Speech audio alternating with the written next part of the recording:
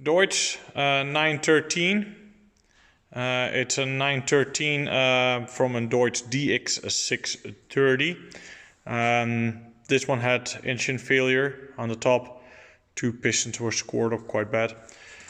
So I get a piston sleeve head set from A&I parts from the US. They use a F6L913 as their supplier for their parts. We ended up a little problem. It's not a problem, it didn't come right with the kit. You have to measure how much clearance there's on top of your piston towards your head.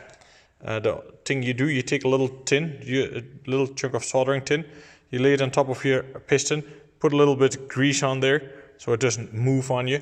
Then you put a head onto it, you torque it down by the book specs. It's not torquing, you have to do it on the grease. You turn over your engine. As you see, I did those already. And then that's how your little chunk of tin looks. You take it off the piston, and on the end it will be crushed right there. That's what you can see. That's where the piston is at its highest. That's why I put a little bit grease on it. If you turn it, for sure it doesn't fall to the side. Would be shitty, you have to do it again. Then you measure it there at the end, right here. Then you measure that, and it has to be about 1.1 millimeter to 1.2 millimeters. So I did those three already, and then I did this one already, this head.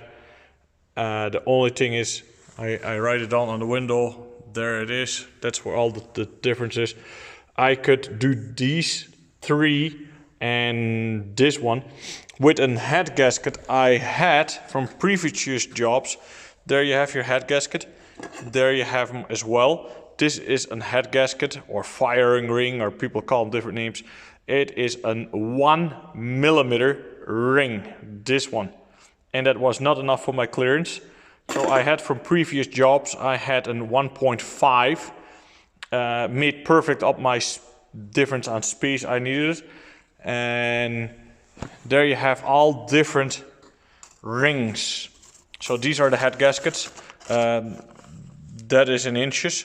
That's about a 1.1 millimeter, I think. So there you have the shims, different size. You can see these are big shims for on the bottom of the sleeves.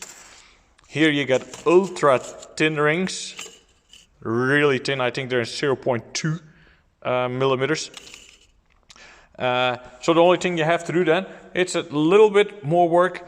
You have to lift up your sleeve, and I put already 2 between it, and I figured that was enough.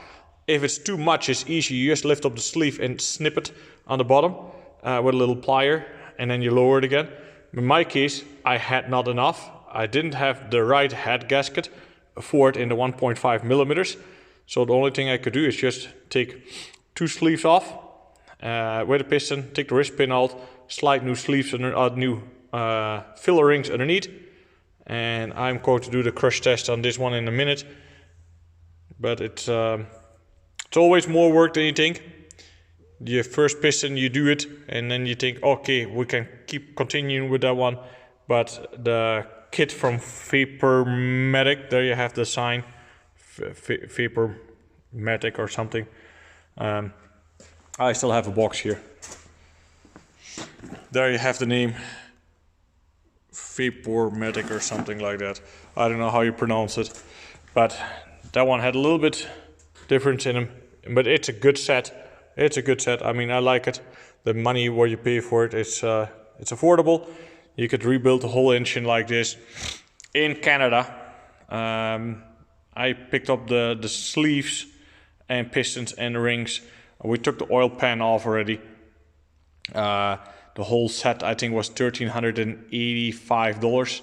Then I picked up new heads. These ones didn't come with this set, so I picked them up from a different supplier.